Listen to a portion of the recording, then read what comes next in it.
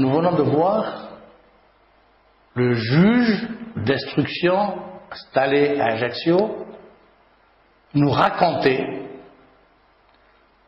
un événement. Un événement dont le personnage principal est un Anglais, un personnage particulier, un personnage singulier, un personnage qui ne ressemble pas à la norme.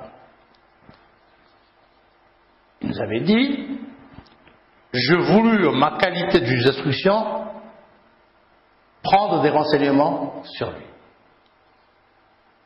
Pourquoi? Parce qu'il y avait des on-dit sur son compte et que les rumeurs ne s'arrêtaient pas. La rumeur, bien sûr, comme tout le monde le sait, enfle et a tendance à se généraliser. Alors, toujours dans son récit, toujours à la première personne, j'attendis longtemps une occasion, bien sûr, pour le rencontrer. Et elle se présenta enfin sous la forme d'une perdrix que je tuais devant le nez de l'Anglais. Donc, jusqu'à présent, nous sommes dans un récit réaliste. Il n'y a rien d'étrange à tout cela.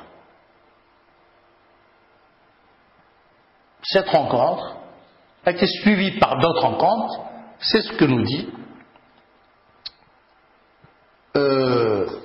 le juge d'instruction, qui a été reçu par l'Anglais dans sa demeure.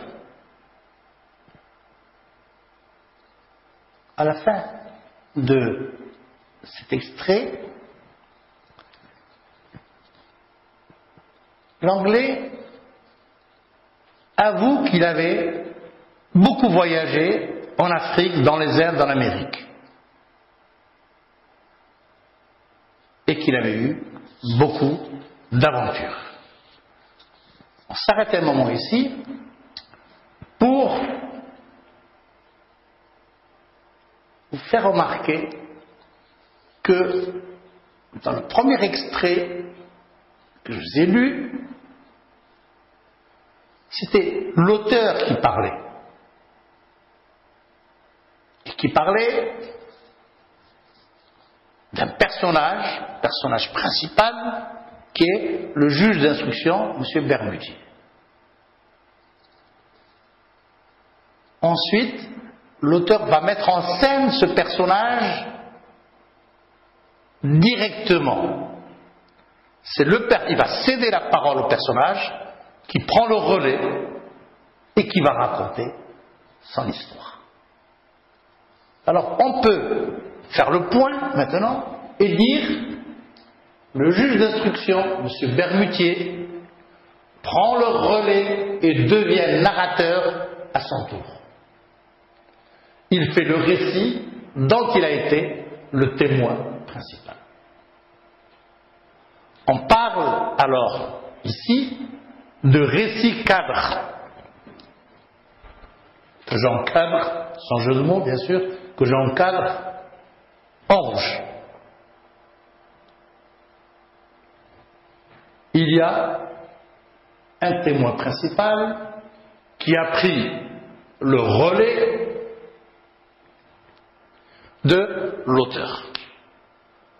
On l'avait déjà annoncé lorsqu'on a annoncé notre projet sur la nouvelle. Souvent, les auteurs donnent la parole à un personnage relais, qui est, quand on fait un relais, on donne le témoin. Ça n'a pas la même signification, sinon dans un cadre beaucoup plus général, où le témoin, que les relayeurs, les coureurs sur piste passent de l'un à l'autre de leurs camarades, c'est une preuve comme quoi ils ont parcouru telle ou telle distance. Ici, le témoin, c'est un témoin oculaire, c'est le juge d'instruction. Alors, son témoignage est valable est valable. Pourquoi? Il est recevable par le lecteur. Pourquoi? Parce qu'il a une fonction. Une fonction qu'on peut qualifier digne d'intérêt. On ne peut pas mettre la parole d'un juge d'instruction en doute. Surtout lorsqu'il a vécu l'événement alors qu'il était aux premières loges, lorsqu'il a été le témoin principal. Alors, je vais vous lire la suite de cette histoire, parce qu'elle n'est pas terminée. Jusqu'à présent, il n'y a rien de surnaturel, il n'y a rien de fantastique.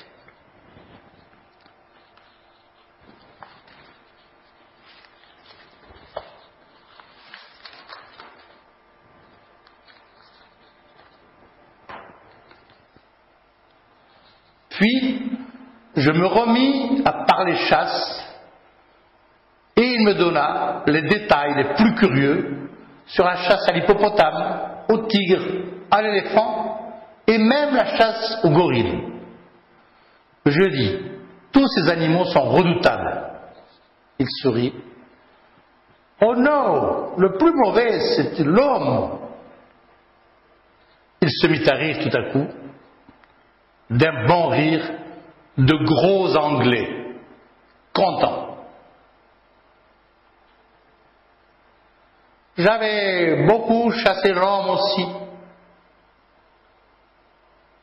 Puis il parla d'armes. Il m'offrit d'entrer chez lui pour me montrer des fusils de divers systèmes. Son salon était tendu de noir, de soie noire brodée d'or. De grandes fleurs jaunes couraient sur l'étoffe sombre, brillaient comme du feu. Il annonça. C'était une drap japonaise, mais au milieu du plus large panneau, une chose étrange me tira l'œil. Sur un carré de velours rouge, un objet noir se détachait. Je m'approchai. C'était une main d'homme, non pas une main de squelette, blanche et propre, mais une main noire, desséchée, avec les ongles jaunes, les muscles à nu et des traces de sang ancien, de sang pareil à une crasse sur les os coupés nets, comme d'un coup de hache, vers le milieu de l'avant-bras. Autour du poignet, une énorme chaîne de fer rivée, soudée à ce membre malpropre, l'attachait au mur par un anneau assez fort pour tenir un éléphant en laisse. Je demandai, qu'est-ce que cela? L'Anglais répondit tranquillement. C'était ma meilleure ennemie, il venait d'Amérique, il avait été fondu avec le sabre et arraché la peau avec une caillou coupante et séché dans le soleil pendant 8 jours.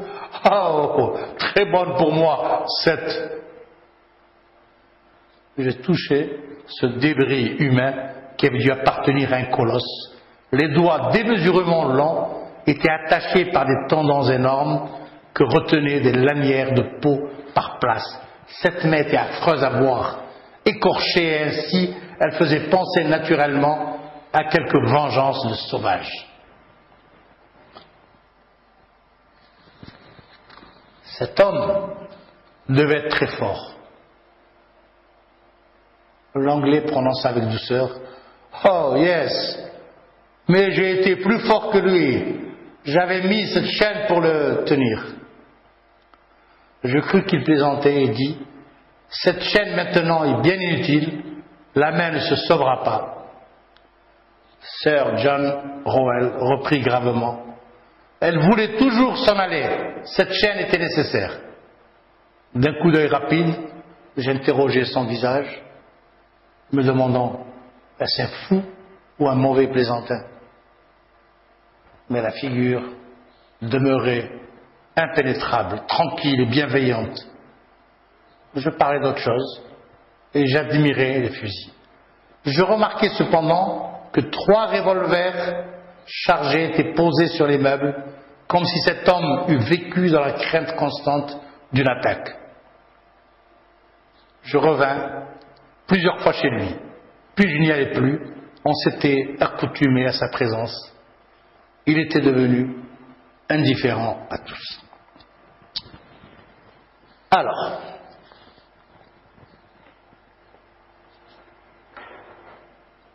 puis je me remis à parler de chasse, au début de ce passage. Il me donna les détails des plus curieux sur la chasse. Je dis tous ces animaux sont redoutables, il sourit, et la réponse. Nous avons ici un dialogue en style direct. Et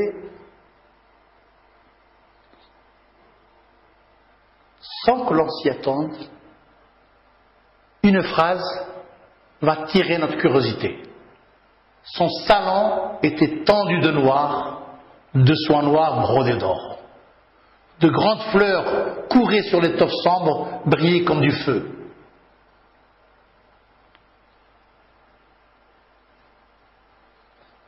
Notez bien, tout le salon était tendu de noir. Il y a une tenture noire. Donc nous sommes dans le noir, pratiquement. Et au milieu, des fleurs brillaient comme du feu. Donc le rouge, ici, se détache du noir. Le rouge et le noir. Cette opposition. Et ça, le décor. Et au milieu du plus large panneau, une chose étrange me tire à l'œil. Sur un carré de velours rouge, un objet noir se détachait. C'était une main d'homme. Et là, nous avons une description.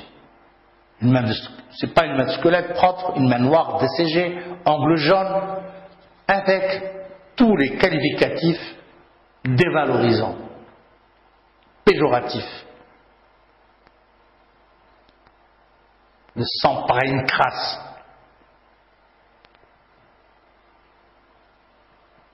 Et cette main, qu'il avait qualifiée d'abord de chose étrange, était attachée au mur grâce à une énorme chaîne de fer, rivée, soudée à ce membre, cette main, il l'appelle maintenant membre, malpropre. Et à la question des juges d'instruction, c'est lui qui nous rapporte les faits, il dit que c'était, l'anglais dit que c'est sa meilleure ennemie. Elle avait été coupée grâce à un sabre, etc. etc. S'ensuit après une description. Je touchais ce débris humain, les doigts démesurément longs, etc., etc., les tendons énormes, lanières de peau. Ici, c'est une description du style de médecine légale. Un médecin légiste ferait pareil. Une description naturaliste.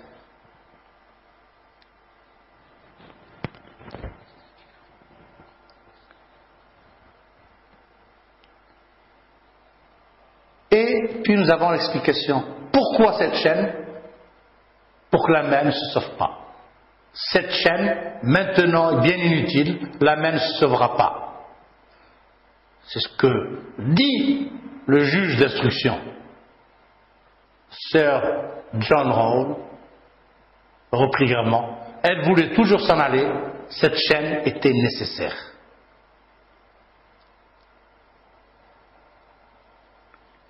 Et l'interrogation, l'hésitation du juge, était-ce un fou ou un mauvais plaisantin?